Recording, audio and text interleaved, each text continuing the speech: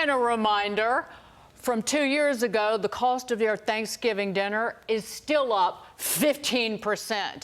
And the turkey prices might be down from a year ago, but that's not good news for turkey farmers and producers. And that's who we're going to talk to later this hour. And hearing how the agriculture industry is doing overall. With inflation, yeah, it's not good. All right, here with the reaction is former Assistant Treasury Secretary and host of the Monica Crowley podcast. It is actually Monica Crowley herself. Hey, Monica. Hi, guys. Good to see you. Nice to see you, too. I find it fascinating that the Biden White House continues to try to sell the American people on, you could say, yes, it's a little bit of good news, but the overall feeling in America is Bidenomics and this economy aren't working for them and their families. Yeah, absolutely. Look, Bidenomics is the only thing that Joe Biden thinks that he is going to be able to run on next year. So they keep trying to reinforce this idea that Bidenomics is working for the average American, when the average American keeps telling pollsters and this administration that, in fact, it is not. The people who are getting crushed the most by Bidenomics, which is incredibly outrageous government spending that created this inflationary environment to begin with, the people who are getting crushed the most are the middle class, the working class, and the poor. Those are the same groups that the Democrats and Joe Biden profess to champion the most, and yet they're the ones who are absolutely getting squeezed, whether it's on Thanksgiving or any other day. The reason that people are so infuriated by this is because the entirety of Joe Biden's presidency, they have looked at the American people and told them what you're feeling isn't real. What you're experiencing is imaginary or fleeting, like the transitory inflation. In every poll, they're essentially in denial. 2% of voters said the economy was excellent. In the New York Times Siena College poll, a majority of voters say Biden's policies personally hurt them. Yes. And they say Trump gets a 17-point advantage for helping them. And you would think those policies are a distant memory. They're not. They're not. People crave them, particularly on, we'll look at just, it's not grocery prices, it's gasoline prices.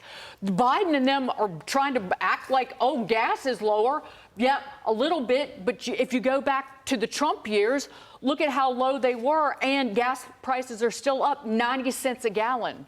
You know, it used to be that we'd have to reach back like 30, 40 years to the Reagan era to remember a really booming economy. That's no longer the case because President Trump actually delivered a thriving economy that cut across the board. Every economic demographic, every demographic period thrived under the Trump administration for those couple of years before COVID hit. So people have a very fresh memory of what a strong economic situation the United States was in, as well as their personal economic situation. And they compare and contrast it to the disaster economically that Joe Biden and this outrageous government spending has done to them and their families, and they don't want it. You know, poll after poll shows about 2/3 of the American people are living paycheck to paycheck.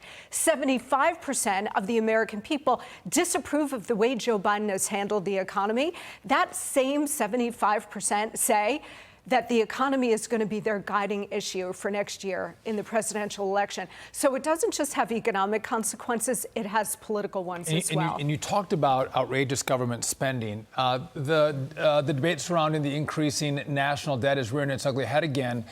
But after this year's turmoil in Congress, many have doubts that the Republican-led Congress can muster the political willpower to do something about it. And Monica, with $33 trillion in debt and interest rates rising, the amount of money we're paying per year, we're approaching $1 trillion just in interest payments. That's money that you can't spend on roads, bridges, guns, assistance to others. And I agree. I'm not sure that Republicans want to or can get their hands around this problem. I don't think anyone does. Republicans have been saying the sky is falling for 15 years on debt. Longer. And nothing ever happened. Longer. While you were in Congress, Sean. That's right. Remember, it's an endless, eternal conversation, and yet nothing is ever done about it. Because nothing's happened, but I think something is going to happen. You know, what people don't understand or don't realize is that with government, there is no profit motive. There is no incentive for government to cut spending, run a lean machine like it is with private business or even publicly traded companies. There's no incentive for that. their driving ambition is power. It's not, fiscal responsibility. So you have people on both sides of the aisle for decades that have refused to rein in government spending because they want to dole out the money and get reelected. And they say, well, we'll deal with this in the next election cycle. Just keep reelecting me. I'll do it next time. Well, next time is here. And you know what? The laws of economics are hard and fast. And pretty soon, those laws are going to kick in and slam the brakes on this country. And it is not going to be a pretty sight. We're almost past the point of no return. Right. When you have interest costs at almost $1 trillion, that is the death spiral that the United States cannot get out of. I just wanted to point out there were 19 Republican senators who voted for the infrastructure bill and 17 Republican senators who voted for the semiconductor boondoggle. And Mitch McConnell led the way. He did. Mitt Romney, Lindsey Graham, I could go on. But again, the Republicans signed on to $1.3 trillion in new non-defense spending during the first 2 years of the Biden administration. It's a uni-party problem. But vote them out. Vote them out. You got to get rid of it. If they keep voting for it, get rid of them. The American people now don't see it as a problem. They think they can borrow and spend in perpetuity and there's no consequence for it. So they're not electing people who are going to actually address the problem. To your point, Dagan, you have Republicans and Democrats who are just going to spend their merry way into the oblivion. And, when you look throughout history, when you look at all of the once great empires, from the Greek Empire to the Roman Empire, it's always when the leaders decide that they can vote themselves back in by raiding the treasuries, right? And we are in the exact same position now. But we are coming to the precipice here. And this is why there are so many people on the right who have been pressuring. This is one of the big reasons why Kevin McCarthy is not speaker anymore. Go kick the can down the road, another continuing resolution. No, you have to address this now. This is an economic fiscal crisis. Well, that's not why Matt Gaetz went after Kevin McCarthy. Come on. It's one of the big reasons why the grassroots wanted him gone. Before you go on to this, I want to just point this out. Home sales fell to a 13-year low last month. Home affordability is the big problem. It's the lowest in decades because mortgage rates are going up. So you're mad about, if the American people are mad about that, then get mad about the debt, because that is keeping you from buying a home. Don't ever forget that. And so you're mad about not being able to purchase a home, then you take it out at the ballot box, whoever that may be. Hopefully they will. Well, let's move on to this, because China's attempting to fill the power vacuum left behind by Biden's weakness in the Middle East.